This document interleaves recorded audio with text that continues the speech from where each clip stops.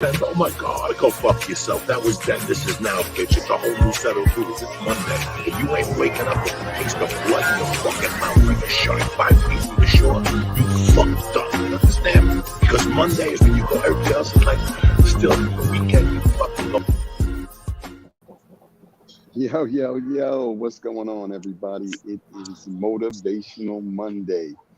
It's me and the King back once again to get your week off started like we always do. And we've been doing now for a little over a year, believe it or not. Wow, time flies when you're having Yes, fun. sir. We got the King talent on the other side of me there. We always kick it off by asking each other how the weekend was. So, how was the weekend, King?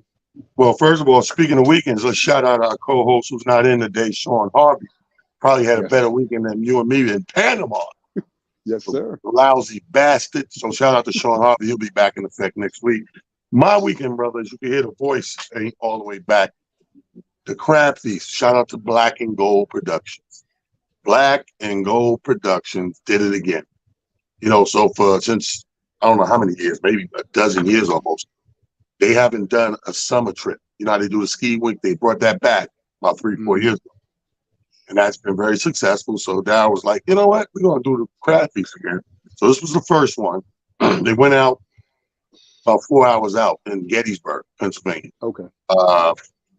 Really, really good weekend. I got to work with a lot of my comrades. Got to work with a couple of cats, some of my favorite DJs that haven't been on the trips in a while. Chris Love was there. Kim was there. DJ Ace was there. DJ Sequence. It was crazy. Sequence was holding down the sound. And his son, it's good to see. Remember I was talking about a week ago, the generational thing, like a lot of us don't want to follow in our parents' steps. So I feel really honored that my son is doing comedy 5 years now, right? And my man Sequence, who does the sound and lights for all of the Black and Gold functions, his son is working with him now. So when I see them boys working, I was like, I said, yo, I fucks with your son, man. I really like your son because that's the shit, man. That's how I would have been as a son, and you hope your son is as a son and all that. So the weekend was great. 3 days. Friday, I DJ'd my bump and grind.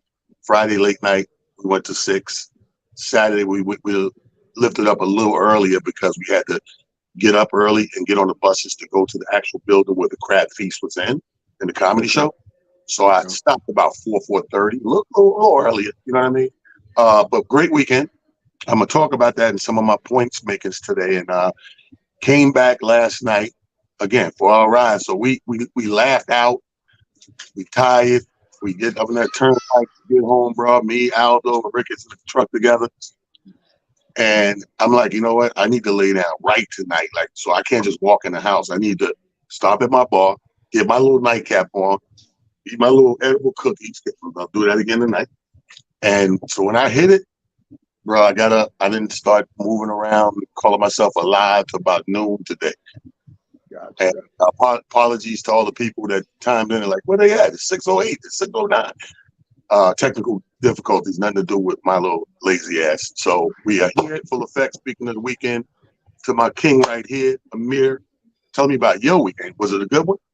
It was, man. It's so funny. I had a really quiet, calm one for the most part. The only two exciting things that happened was I did go to the Brooklyn Library to see the Book of Hove exhibit that they had on display. It was really, really dope. Dope display. It was just really cool to see all of the different moments in Jay's life and how he's gotten to where he is now in terms of the work ethic, a lot of the original discs and things for when he did this song. It was pretty impressive and extensive. So that was really, really cool. And then I actually saw a movie that I was pleasantly and thoroughly surprised and enjoyed. They Cloned Tyrone. If you haven't seen it on Netflix yet, see, Did you I like it? enjoyed it. I really enjoyed it. I said I'm gonna watch it too.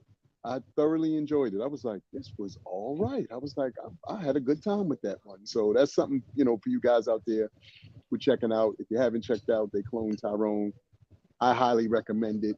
It has a lot of wonderful nuances that I think you guys will enjoy and be able to have, dialogue and conversation about. So it was dope, and that was really the weekend for me. And, back to the hustle and grind today and doing what we do. So, but more importantly, it's Monday and it's time for us to motivate people. So I always So look forward to I want to this. start off with the elephant in the room, and we'll work our way through a bunch of bullet points. The elephant in the room for the past week or so has been this crazy girl, Carly Russell. Mm, Um, and I remember getting, before it became national news, I remember getting somebody like an inbox, and somebody's like, yo, please post this. We got to find this girl, Alabama, black girl, blah, blah, blah. You know how we are right now, the climate. I'm like, mhm. absolutely. Oh. And then days go by, and the plot thickens, and the story's getting crazy. And for anybody that's been under a rock and maybe not know what I'm talking about, Carly Russell was the young lady who said that she had been abducted. First, she called. She's driving down the highway, or freeway, or whatever, and she calls 911. And she tells 911 there's this little baby walking on the side of the highway with like no socks on, no shoes, like pamper and a white t-shirt or some shit like that. And 911, do their job. All right, stay right there, man. People on the way, blah, blah, blah.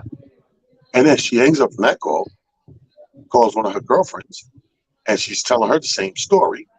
And then in the middle of town telling the story, well, let me go check on the baby, whatever. She screams, you hear a thump. The girl's missing. Nobody knows what's going on.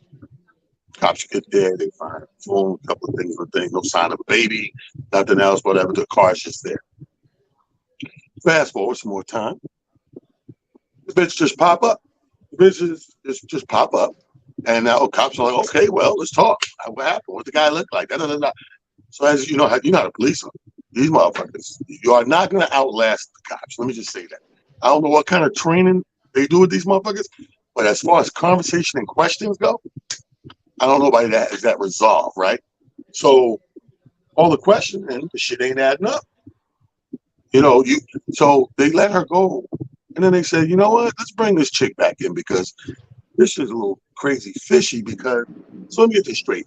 You escaped twice. And her story, without even knowing all the evidence, right there, I was fishy. Like, yeah, and then I got away, and they got me, and they put me in another truck, and there was two other people in the truck, and then I got away. You got away twice. These got to be the worst abductors. Nobody got no abducted. The word duck is in abducted. For duct tape, it's in the word. That's why they call it an abduction, because 9 times out of 10, somebody gonna tie your ass up with duct tape. You can't get out of it. Duct tape, the strongest shit they got. So now, I don't know if anybody's been following. Anyway, they did some searching on her phone and her search engine, and noticed that she was looking up stupid shit like how much does an Amber Alert cost, or how much is this, and stuff about going missing and abduction, and like 5 or 6 things that they like. Like, why would you be looking up? You just happen to be looking this shit up and get abducted. Come on, man. So anyway, the latest is she comes out now, admits there was never an abduction or a baby on the highway was I-459. Apologizes to the Hoover police. Now, why did I bring this up? I bring this up because I'm gonna go back to the climate. We have a climate, black people, and we have to, right now in my lifetime, this is the strongest opportunity we have as a people to get something substantial done in the coming years. It's on the table. It's on the floor in Congress. It's all type of shit, not just the reparations, but a lot of shit that got to do with our people. And this is the wrong climate and time for us to go doing stuff like this. Now, what I mean by stuff like this is like, yo, how do you always want somebody to go to bat for you? Or how do we cry, right? That we want people to do this for us, and, go to bat for this, and leave me on this, and protect me on this, whatever. We've all known and grew up on the story with the boy that cried wolf. After you do these things, man, you kill any and every credibility going forward. So I think this young lady did a disservice and stare us back a little bit with this particular incident, because this is worse to me than Jesse Smollett. You know what I mean? This one here is how many times we was arguing about. I don't know if you was there. One time we had an argument about something like an Amber Alert, right? How it's unfair because they basically were using them for white kids missing. You know, they ain't gonna fuck about the black kid be missing all the time, but you hardly start. So we started to make that noise. It started to get some resonation to some ears and some brains. It started slowly getting a little change there. And then here you go, right here, full-fledged young black woman, just come out and go boom.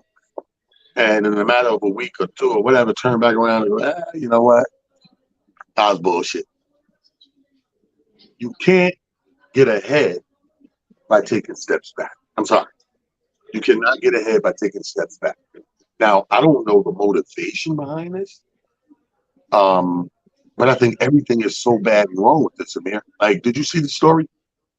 So this is the thing. I haven't totally immersed myself in the story because, like anything and everything, I try to hold off until I see all of the facts or hear all of the information. It sounded fishy, to me from the beginning, so I never really jumped in and was like, "Oh my God," and you need to be worried. But there's a couple of things that come to mind when you, like you said, you kind of look at the story. First and foremost, I think every point that you made is absolutely poignant and on point. But I think some of the other things that we have to or may want to factor in is, unfortunately, social media has made some of us want to be popular so bad that we will do just about anything to have popularity, to get likes, get followers, and the various things. And it's unfortunate because I think what's happening is some of our young people and some of the elders are now buying into that whole ideology and then doing whatever it is they think will get them that kind of credibility or notoriety or whatever you want to call it. The other thing that I think is kind of interesting about this, and T, we old enough to remember this, and this was probably I don't even want to say this was at the beginning of social media, but if you remember the Tawana Brawley case, and this was years and years ago, and the young lady, said that some things had happened that didn't happen. She did some things to herself and caused a ruckus. And I think we're just looking at another modern day version of that, which tells me that unfortunately, we still have a long way to go in terms of our community and healing. And, I've said on numerous occasions, especially on this show and, other platforms that I've gotten on, we got to do a better job of healing. Look, if you don't love yourself, there is no way that another person, whoever, whatever, can love you. That is an inside job. What happens is the more you love yourself and the happier you become with yourself, though, the energy of that radiates to the outside. And then other people feel that energy, especially if they're in that, alignment with it. And then they, respond accordingly. I'm looking at this young lady because she appears to be, a relatively beautiful young, person, and a young lady in particular. And I'm just trying to think to myself, like, what would cause you to, say to yourself that I need to go to this extreme just to get some attention? Because to me, it looked more like an attention situation than it was, anything else. And I feel like our social media construct, the way that it is now, that's what is leading people to believe and to think that, social media is designed for you to be able to, supposedly draw everybody in. It's weird to me, almost funny to me, how when you really think about it, T, our social media has become such a TV show that people can't wait to see what you post next. What was the next thing they posted? Like, wait a minute, calm down. Don't you have enough going on in your life to be excited about and, to utilize as ways to motivate yourself? Now, don't get me wrong. I'm not saying that we shouldn't check on each other. I'm not saying that we shouldn't care about one another. What I am saying, though, is we hopefully will start to do a better job of putting ourselves first and making our lives important, making what we go through, our main story. And then the side stories become the Carlys of the world and, situations that I was just blown away when and then the memes, oh my God. Oh, they killed it. You're gonna get killed. I'm just concerned because with our people right now, between our people and the indigenous folks, they are the most trafficked right now. Yes. Yes. And really truly abducted and yes. sex slaves and workers and all types of shit going on. So this right here hit home like worse than the whole Jesse got robbed shit. Um, but here's the lawyer comes out and does a statement. My client has given me permission to make the following statement on her behalf. There was no kidnapping on July 13th, 2023. My client did not see a baby on the side of the road. My client did not leave the Hoover area when she was identified as a missing person. My client did not have any help with this incident, but this was a single act done by herself. My client was not with anyone or at any hotel during the time she was missing. My client apologizes for the actions towards the community, the volunteers who were searching for her, and the Hoover Police Department, along with other agencies, as well as her friends and family. We ask for your prayers for Carla as she addresses her issues and continues to be to more understanding that she made a mistake. Now, the police chief came out and said, okay, that's cool and everything, but we don't know if we're going to or are not going to press charges against her. We'll cross that bridge. We'll get there. We're just happy that she ain't missing or dead, and more to come. In other words, but that's my concern. I brought it up because that's my main concern. My main concern is the reality of our young ladies, our women. Period.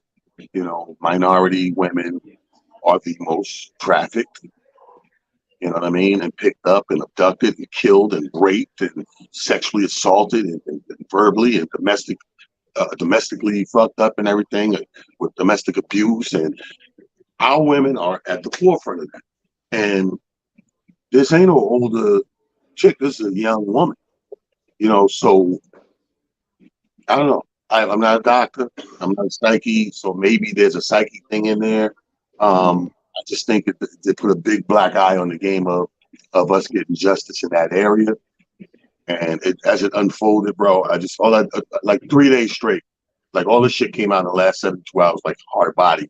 And I'm just shaking my head the whole damn time. Every time they put a little piece of evidence out, every time they question it and play some of the answers, every time I'm like, I probably will never get it. You know what I mean? Especially if it's a mental thing. If you were not dealing with that same mental ailment, you probably never will match up and understand what somebody's saying. All right, so prayers go out, not necessarily to her as an individual, but to the situation as a whole. And again, all of my sisters out there who either know somebody that's experienced this, or your family experienced it, or that you're close to a situation that is real.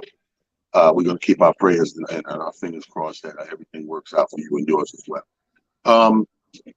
I want to talk about something today.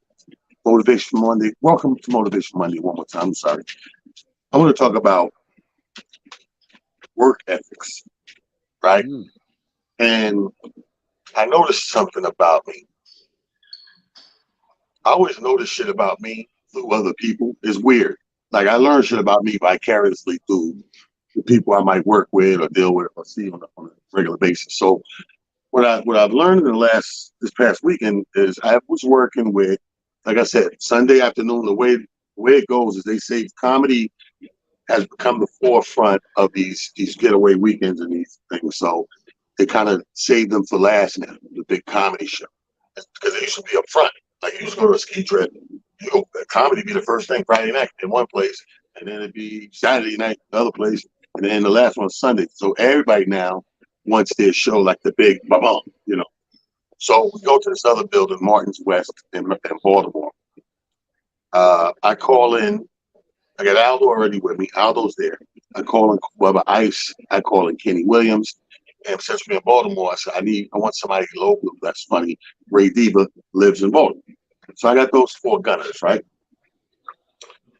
And, if you're a comic and you don't know no better, you get there. Like we already know, we entertain 300-400 people. We know that. But the comics getting there, it's broad daylight. It's 12 noon, 1 o'clock. You look in this big ass ballroom with crabs everywhere and open bar. But they're like, what the fuck, right? So they like, oh, so naturally, it's naturally in comedy to get a little nervous. Bubba's already a worry boy. All right, public co-worker number 1, Bubba, always a worry boy. Bubba will drive you fucking crazy if you stand next to him 1 in 10 minutes. Ray Diva ain't seen it in the summer in her area like this. So she was like, oh, motherfucker, y'all out here, nobody even knew this shit was going on. I'm like, Ray Diva, We don't need to tell nobody. We coming with our own crowd. We're traveling with 400 motherfuckers. We don't need to say, hey, Baltimore, we here. You know what I mean? Now we can do for you. You know what I mean? So she's a little nervous. Aldo's kind of cool. He done it the most with me. And then Kenny's cool, right? So when I go inside, there's still like people are dancing and people are still eating a little bit. The food is still out. So the way the food is set up, it blocks the stage. So I can't do nothing on the stage until they move the food tables. The guys like, they want me to start the show, but the guy's like, oh, we can't break this down to 3:00. And I'm like, no, okay, well, let's improvise. You ain't got to break the whole shit down. Open this middle up, put these over here like this. This way the stage is wide open. People gonna put the chairs right here. We're good. We end up doing that, we go up. Now, mind you, when I did that, now I can't go all the way back outside the ballroom to brief all the comics. You're second, you're third. I can't do that, right? Only person that knows is Bubba. Bubba knows he's first. I said, Bubba, you first. He's like, I'm first. You know, some niggas take it like an insult. Man, shut the fuck up. You first, right? So I go inside. Now, with the chairs and everything, I can't go back and forth. I'm stuck where I'm at by the stage. And and nobody knows what number they are. I'm just popping it off, right? But it's going perfect here. This is what I learned from my coworkers. Because Kenny's talking to me afterwards, like, that was a great show, man. He said, the fuck, Bubba, we be so worried about, right? I said, that's just Bubba, right? He's like, yeah, but I'm telling this motherfucker. We've known T 30 years. You know how he operates and works. This is why I'm laughing, because these are coworkers having a conversation over here that I probably would have had, but I can't get there. So the coworker is having a conversation with the other coworkers, like, yo, what the fuck is y'all problem? Just be ready. He's like, yo, y'all knew what we came here to do. It's a comedy show. Yo, well, you don't need nobody to hold your hand, get training wheels. When you hear your name, walk your ass up to the stage, at the mic, do your thing, light, get off. So the show went seamlessly dope. Like, there was no cracks, no splits, no breaks, nothing. It was just perfect. I did Bubba, boom. I went from Bubba to Ray Diva, boom. Went from Ray Diva to Aldo, boom. And then closed out with Kenny Williams, boom. And then let them party. So my coworkers constantly talk and teach me the do's and don'ts and what they understand and what they may not understand. And that's what you got to do when you work with somebody. That's what coworkers are for. You guys got to work in the same place. Hopefully you got the same agenda. You know what I mean? Like the same motive. So you're motivated by the same thing. So my coworkers, when I talk to them, all these things come up later. Now, I can remember being at jobs. That's why I love this job. I can remember being at jobs as a young man. It's not the case. And whatever the overall plan is, when you have coworkers, whatever that overall goal is, if you and your coworkers can't figure out a way to sync up, the overall goal suffers. Let me say that again. If you and your coworkers, your colleagues, your investors, partners, whatever you want to call it, there is a main goal to be reached.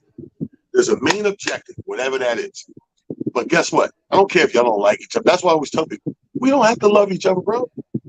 We get here, we do this job, we out, get our pay, we go do what we got to do. Job well done. You ain't got to love me. I don't live with you. You don't live with me.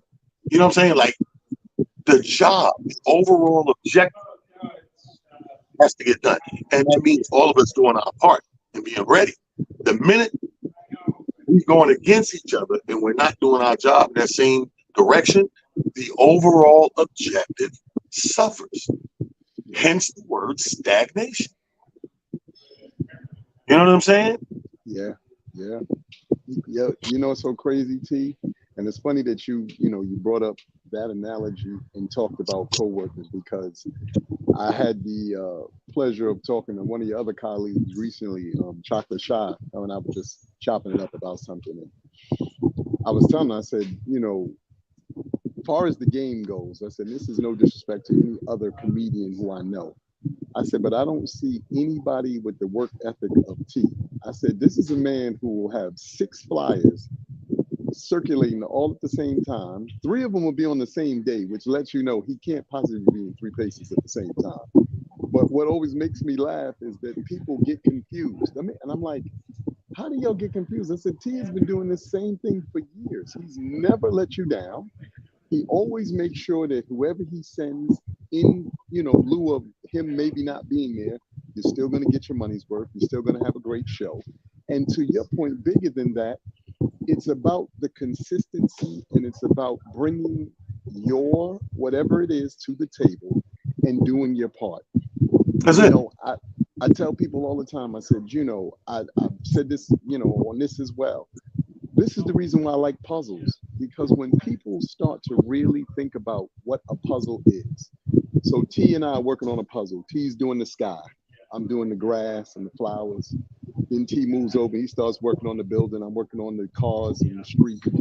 By the time he finishes all the pieces that he put together, and I finish all the pieces I put together, when we step back, it's a whole picture. There's the sky, there's the buildings, there's the cars, there's the flowers.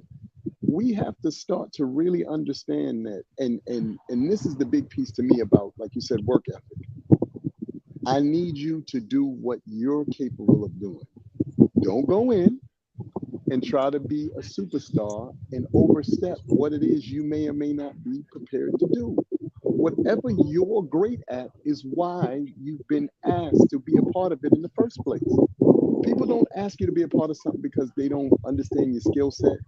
They don't know what you're capable of or not capable of. And I know for me in particular, when I speak to people and I could put them together, I'm like, it's because your skill sets are compatible. And I think there is something that you definitively bring to the table that will be beneficial not only to you, but to everybody and everything. And I realize, to your point, that is something that we really struggle with as a community. That's a communal thing. And I realize it because even in the workforce, Sharon snitching on everybody. Mike, Mike is always, out to lunch. Why are you worried about what Mike does? Did you handle the part of the, situation that you're capable of doing? Because we need you to be able to do your part. So this way we can make sure that we get this job done. Because at the end of the day, like you said, T, it's about the finished product and the people going home satisfied and happy. I saw some of the highlights from your weekend because some of my people was up there. Man, where you at? Are you not here? I said, wait a minute. Y'all act like me and T be tied at the hip. Talent has a whole group of things that he has to do. I have a whole group of things that I have to do. I said, a lot of times you will see us together, but a lot of times you won't because he's doing what I said. Y'all don't understand. Talent is a comedian. I'm not. I'm comedy adjacent, which means I know everybody in the comedy world. People, every time they act like I'm doing a set. I'm like, y'all haven't seen me do a set yet. Like, where are we going with this? I mean, you wasn't there. No, I'm not. This is T's. This is what T does. I'm here in support.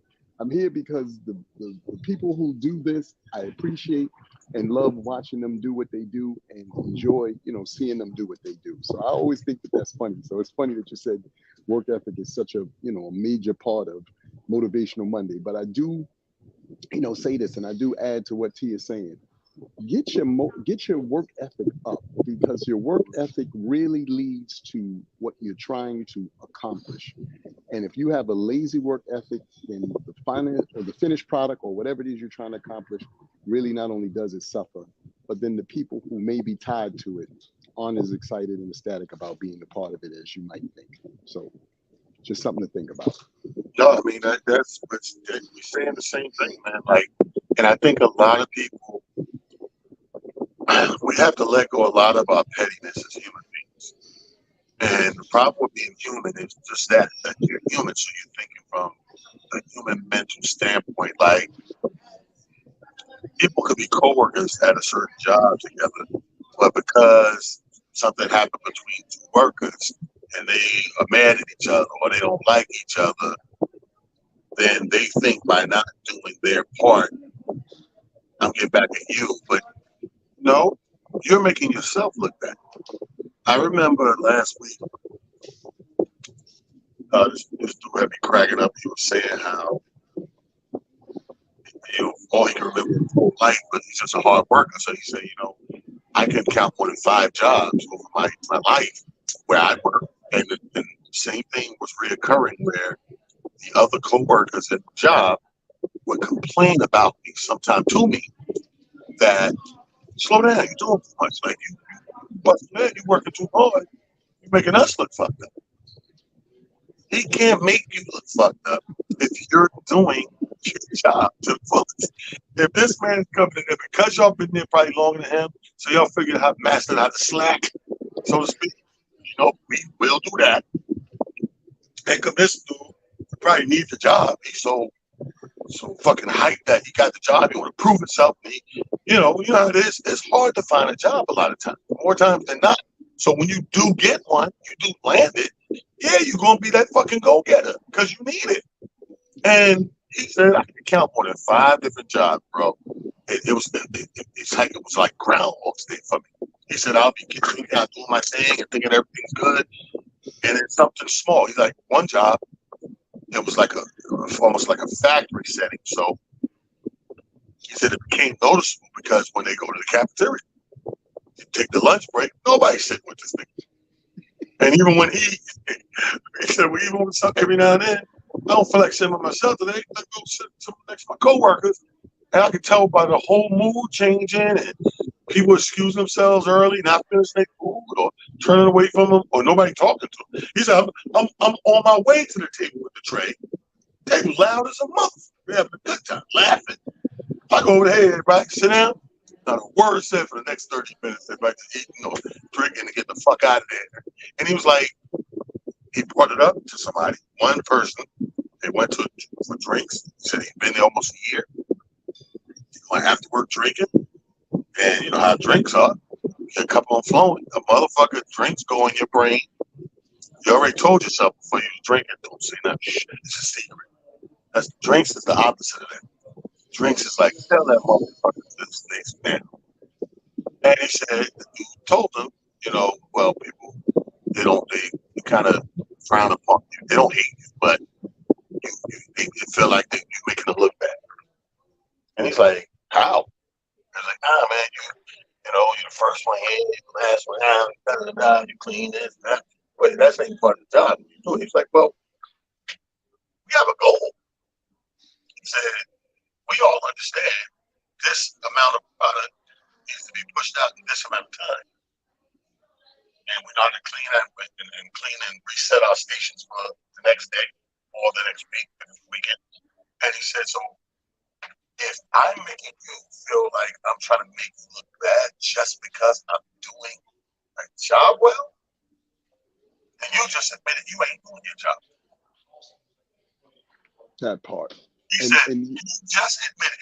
If you can tell me to my face, that's why you're apprehensive of befriending me, and you just verbally admitted you're not doing your fucking job. And you know what's so crazy about that, T? Like, people don't realize this part, and I always say this about you. I give you a lot of credit when I do speak to, again, your fellow comrades. Well, I don't know, because, I don't be getting work or maybe this, that, the third. I said, this is one thing that I know about T, at least from my experience to this point. If T sees you doing your thing, and by that I simply mean, 1, you show up, you're on time. Then 2, given the opportunity, you get up there, you crush the stage, and you are consistent with it. She finds a way to seemingly make sure that you are in rotation. I said, I know it sounds crazy, messed up to some of y'all. I said, but in all fairness, that's what the job requires. It doesn't require you to be ho-hum about things. It doesn't require you to be caught up in things that may or may not be, a part of what you need to be focused on. I said, and that's part of the issue for some of y'all. You want to focus on all the wrong things instead of focusing on the things that really will put you in a position to win. I said, and I've said this to, a few, again, of your colleagues. I said, I'm always amazed at you guys. I said, a lot of the projects that I work on with T, I said, I know what I've gotten from it in terms of learning specific things. I said, but the other side of it is it's opened doors for me. It's allowed me to partner with people in other venues and other, instances. You guys, there's a check involved. And you guys, well, it's not enough. Last time I checked, something beats nothing every single solitary time. That's first of all. Secondly, again, you're not looking at the bigger picture. I'm one of these people, T. But like I said, I tend to, especially when I'm looking on social media in particular, I really listen to people's stories.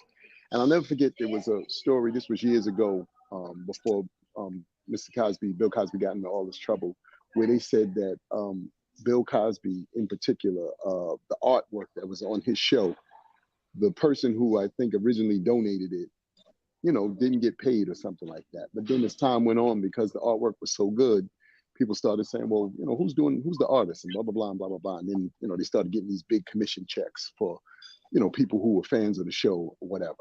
And I think what people tend, to your point about work ethic, what they tend to not understand is that's what you're doing. You're auditioning for people who may have a whole different avenue for which you to travel down. Sometimes the shows that you have, because I've watched, like I said, I'm people watching, I'm watching the crowd, I'm watching comedians, I'm watching a little bit of everything. You got, people who are casting directors. You got people who, are owners of other clubs or venues. Y'all don't know what you're doing by shorting yourself, by not giving your absolute best in the moment for those people, because they're going to go to T and go, hey, I saw John such and such, man. He was pretty good. What's his deal, or whatever. You have shot yourself in the foot by deciding, I'm gonna mail it in. I don't really care. It's not that big a deal to me. Everything should be a big deal to you. One thing about me, I show up on everything that I do because, one, that was something that I was taught, which again is a major part of work ethic. And two, I don't understand not showing up. What would be the purpose of gearing up? What would be the purpose of formulating and or working on your craft to not show it? Who does that? Like, it's the weirdest thing in the world to me. I always ask people, like, I'm trying to understand where was the mental block in that? We're celebrating 50 years of hip hop. And I know, through your situation, you've managed to, come across people. We came across Greg Nice the other day at Ray DeJean's joint. I'm sure as time goes on, you can come across even more people. But even that, I'm thinking to myself, do y'all understand that these are people who, in some cases, laid down the foundation? I say this to you all the time, to you, JP, Cheryl, Rob, all of you guys. I've known y'all 30 years and seen y'all for 30 years of doing comedy, 28, 20, whatever, but close to 30 years. And the one thing I can say is, for the most part, one, it's been consistent, but two, you guys are the purveyors of this new generation. So when I hear that, there's this whatever, I'm like, for what and about what? If it were not for y'all, if it were not for the Def Comedy Jam days, if it were not for, some of the other places, the LeVar Bats and some of the places over the years that you have, made staples for people to come out and enjoy comedy and enjoy, like I said, your comrades, then what will we be talking about? I do realize this. Everything, and I hate words like hierarchy or, there's levels. I hate hearing stuff like that because I just think there are those who work hard and benefit from the working hard. And then there are those who don't. And you get from it what you put into it. And I hate that people really won't take ownership of that. I have so many conversations with friends and I say, our biggest challenge is you taking ownership, not only for the good stuff, but you got to take ownership for the bad stuff, because the bad stuff is also a part of what and why you're in the position you're in. It only doesn't just become because of the good. The bad stuff is part of you as well, because you did or did not do something to cause that chain reaction. So I just caution people to take ownership of it all. Don't take ownership of only the good stuff. You got to take ownership of the bad stuff too, because I promise you, if you think hard enough and you look at the situation long enough, you'll realize where you might have taken that left to Albuquerque, and you shouldn't have took the left to Albuquerque. Well, that's a great segue to the next portion of the show, and then we're going to spin back around to this Carly thing, because I just pulled up the timeline, and I want to give you a play-by-play of the timeline and tell you how bogus this shit is, right?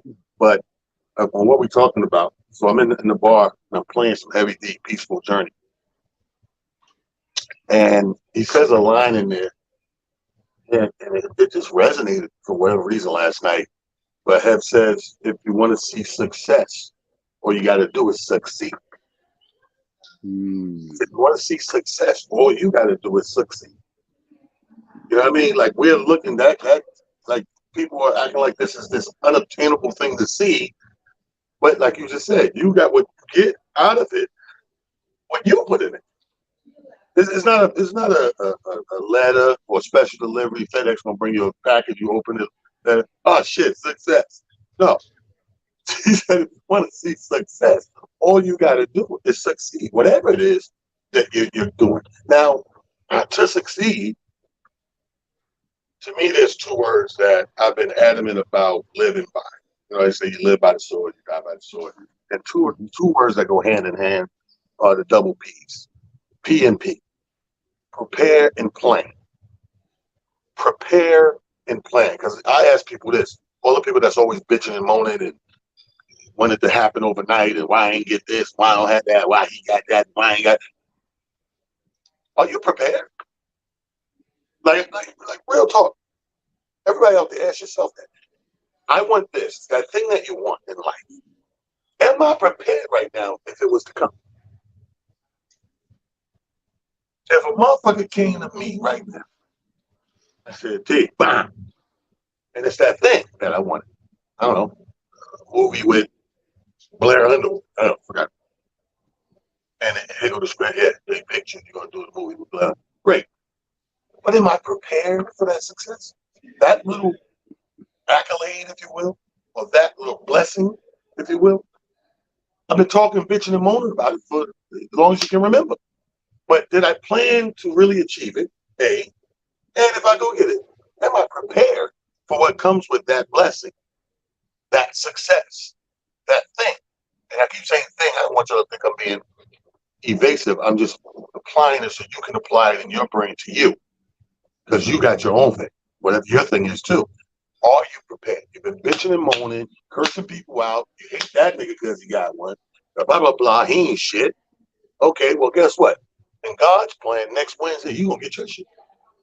But are you prepared, though, if God give it to you? When God gives you that thing, are you prepared? Did you fully plan this thing out? Within my line of work, the one thing I can say is when shit don't go my way or I don't get that thing, like you said, I take ownership of that because I probably didn't plan it out right or prepare to get that thing. So it's not rightfully mine just yet. It's going to come. When it comes, it's going to come because I prepared for it. I planned it all out. So when it lands here, when shit happens to me, let me tell you people, this is how much I prepare and plan. I prepare and plan so much that when those blessings come through for me, and they come through on a daily basis, I ain't gonna lie to you. When they come through for me, it's a smooth ass transition. Because I prepared for it. I already planned it to happen. You know what I'm saying? What I'm saying to me? Yeah. No, for sure. Got this $20,000 project. He wants you blah, blah, blah, blah. Cool. Why you ain't jumping up and down like I'm jumping up and down? Because, nigga, I prepared already. I'm already prepared for one. I planned for it, so it has a place in my house, in my office, my living room, or whatever it is. You understand what I'm saying? No, for sure. You know, it's so funny. And you know, Prophet is our, you know, super producer. He and I were having a semi conversation about that just before we got on air. And I was saying to him, I said, that is a conversation I've been having with a lot of people, you know, as of late as well. I said, look, so many of you don't understand that. The only other thing I'd add to that is the process. There is a process to every single solitary thing that you want to see happen in your life. The beauty of the process is just that, the process. But some of you have to learn to embrace that process. You cannot skip steps. You can't think to yourself that, you know, oh my God, it's not happening fast enough. It's a number of little nuances that you really should not be putting yourself in that headspace when it comes to what you know, Talent just said, planning and being prepared. If you do those things, all of the other things come to you so quickly and so easily. But you also have to understand that there is a process, and that process sometimes includes shutting down and/or closing doors that you really were not supposed to walk through. Not because you don't deserve it, but that specific version of it was not for you. So when you get redirected, and that's what happened, you didn't lose it, you didn't not get it, because what's for you is for you. I don't care who you are, I don't care what it is.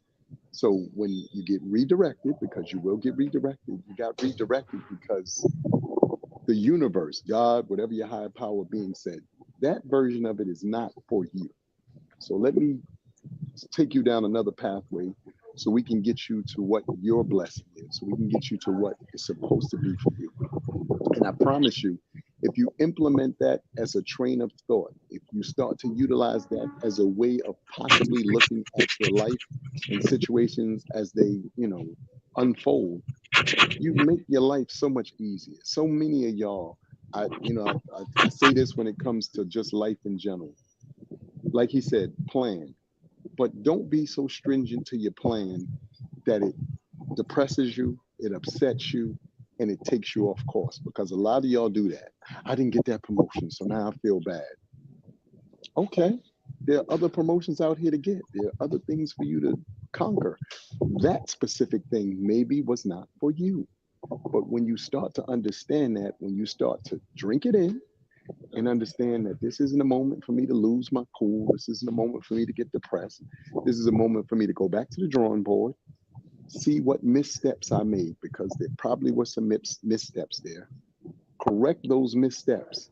And I promise you, whatever it is you had assumed or thought was coming your way, you'll find it not only coming your way, but in such a manner that you won't even be able to or know what to do with yourself. So just these little nuances and these little nuggets, y'all, please take them, implement them into your daily train of thought, implement them into how you move and shape when it comes to your life, and you'll start to see things change and switch up. Too many of y'all are so, gung ho about, no, this is what it is, and this is how I move, and this is what life is like. No, it's not. It's like I that like what you in the said with moment. the process. I'm adding that P, and now it's 3Ps. Yeah. Prepare and plan, but you gotta trust the process. It's a process You, there. You're absolutely it's right. a, you gotta have the process, because that part is and to be clear, the process is really where all of the good stuff is. That's the shush.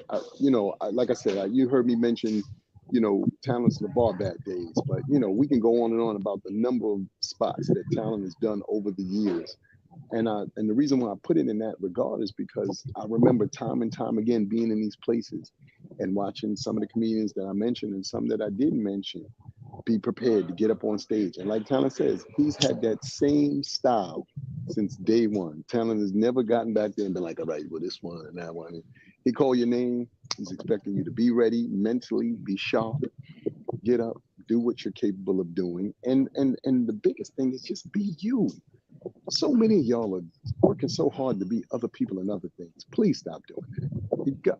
God uniquely made you. I promise you, it is something so dope about each and every one of y'all that we're supposed to experience, but you just got to unleash it in a way that makes sense to you, too, by the way. Please don't. Y'all, so many of y'all, I'll be watching social media. I'm like, you TikToking. That's not your thing.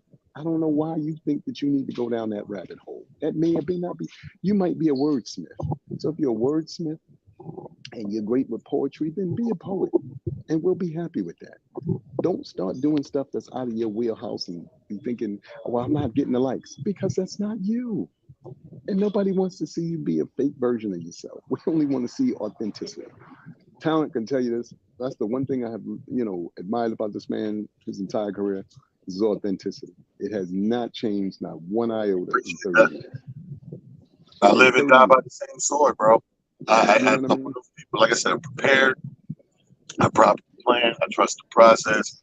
And my job, you know, first of all, I wear many hats, but I'm just dealing with as a comic, as a stand-up comedian. It's a very simple damn job. Either you're gonna get good at it or you're probably not, whatever. But what goes to the job detail is super simple. So when they show up to these places unprepared and saying dumb shit or dumb questions, I just be staring at comedians like, bro, this is what we do. You know, you come here, you know what it is. You know, I'm either hosting or headline, whatever. They told you what they want from you. They give you a certain amount of money, you want a certain amount of minutes. They may or may not give you some criteria what you can and can't say, whatever the case may be. But so when they get there and you're doing all this shit, like, dude, you've been doing it 30 years like me, we should be having certain remedial conversations. That way, I know I'm not supposed to be standing next to you. Once I get into those certain conversations, I mean, let's go over here. 'Cause this nigga's an idiot, and that's rub off on you, nigga. Like idiocracy is like VD, bro. I can catch that shit. Yeah. You know what I mean? Yeah. So everybody, the three P's: prepare, have a plan. Like you said, sometimes more times than not, that's why they come up with plan B's and C's and D's, because it's not like one plan is infinite. You know what I mean? Like you may have to switch your shit up midstream or whatever, change boats, get a different road. Who knows? But at the end of the day, everything has its process. And you're either going to trust that process or you're not going to trust it. But I say the three P's, you can't go wrong. All right. So in closing, it's 7 o'clock already. I want to go back to Carly Russell. Now, and this is good for you because you said you slowly get bits and pieces. So 2 days, this thing started all on the 13th. We are on the 20th. So this is an 11-day thing. But now you can say now, because all the shit they put out there, because I've investigated, really it's 2 more days added to it. So this is a whole 11 days become 13 days, because 2 days before she goes missing, she starts the bullshit. So when they trick her search engine, so she done looked up, put a question in Google, do you have to pay for Amber Alert? I know this shit. I know we shouldn't be, but fuck it. That's July 11th at 7:30 in the morning. This bitch got up with this shit on her mind. 7:30 in the morning, I'm Googling, hey, do you have to pay for Amber Alert, right? That's July 11th. She looked up some shit. So now on the day it goes down, she's still Googling. She Googles how to take money from a register without being caught.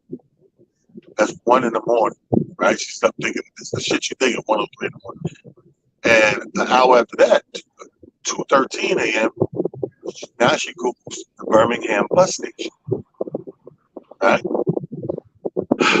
Then 2:35, a few minutes later, how much a one-way ticket from Birmingham to Nashville? I guess this was she planned, she was gonna hide out or whatever. With the departure date of that later than that day, the 13th. Now we're in the 13th, right?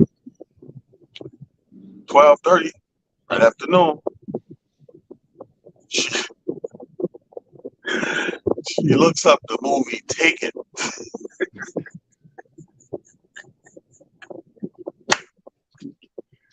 You can't make this stuff up. You can't write this shit, bro. Oh shit, that's funny. Okay, so now at 8:20 p.m., July 13th, it's a Thursday.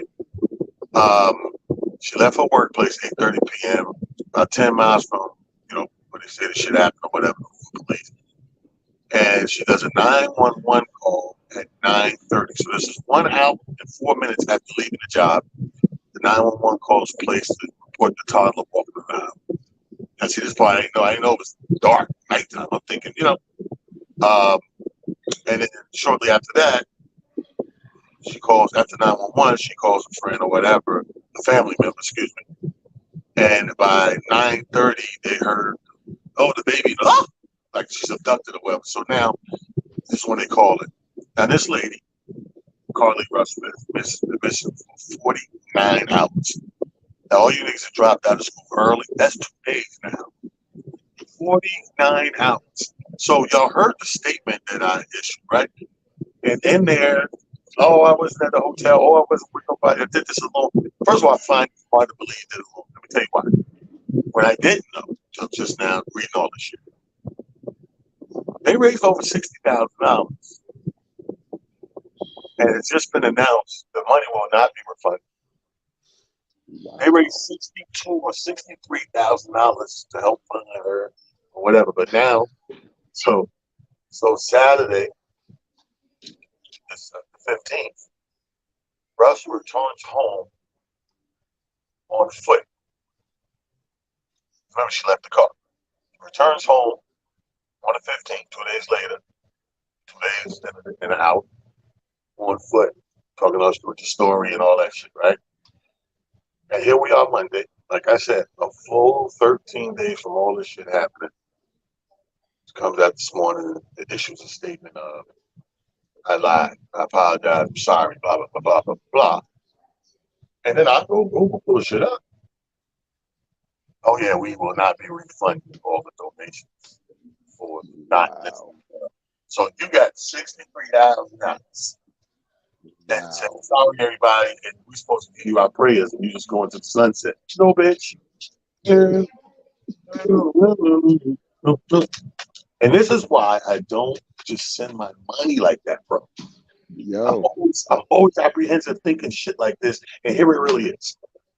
you know what, T? Like I said, you hit the nail on the head when you said, unfortunately, this puts a stain on so many different things based off of, her actions and the repercussions of some of the things that she actually did. But bigger than that, like you said, first of all, there, and who knows who donated what?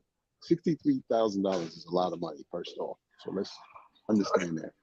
Now, with that having been said, you don't know if there was some people who donated their possible last because they were like, look, they felt, compelled to, just based off of, being those kind of people or whatever the case may be. Like you said, now they're not going to get their money back.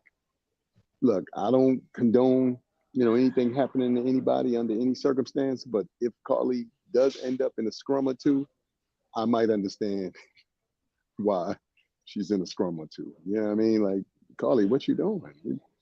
This is not how you're supposed to live your life, lady. You come on. We got to do better. And like you said, especially when you take into consideration again, our community in particular, and especially our women, are being trafficked and abused, and like you said, and so many other things at an alarming rate. So we really do need to do everything we can to keep the faith, go about divulging information correctly, and more importantly, and this again goes for everybody, please learn to love on yourself. I don't get me wrong, I understand wanting the love of someone else or being in the presence and the energy of someone else. I do. But if you don't learn to love yourself, I promise you nobody else can learn to love you, because if you don't like you, what makes you think somebody else is going to? That is just the sad, honest to God truth. I know people, I can't stand to be by myself. What? You with you all the time. Like that is the craziest thing in the world to me. T. I'm serious. I know you had those conversations too. You're like, I can't stand to be. Well, if you I know don't like people being like with that. you, I know people like that. like what I am know, I I supposed to know, do I with know that? dudes that's so bad with that, Amir, that they will stay in a situation that they're not happy with because it beats staying by themselves. Like they'd rather be with this person that makes them semi-miserable or whatever, get on their motherfucking nerves on a constant basis, just so because they can't be in a house. But which is crazy to me, because I love me. Sometimes I can't wait to get alone with me. I be Nick. And especially in my line of work, when your work is always around a lot of people, you cherish those moments when it's just you. You should see me when I treat myself to a movie or something. I don't want to be in it. I'm like, I've been blessed. Don't bother me. I'm good. Like, I'm here to see this shit, enjoy this fucking movie popcorn, maybe a Twizzler or a gummy, and I'm good. I'm by myself. But a lot of people, I know at least three dudes that's close around me. I know that I always fuck with them, and they always deny it. But dude, I'm looking, I'm witnessing, bro. I'm witnessing you. You You can you see tell it. me in one breath you hate this bitch, but you keep going on. Keep saying you're gonna get rid of it. Fast forward 10 years, when are you moving on? When you don't fit my thing, my criteria, what I deem peace, I am a big fan of preserving my peace.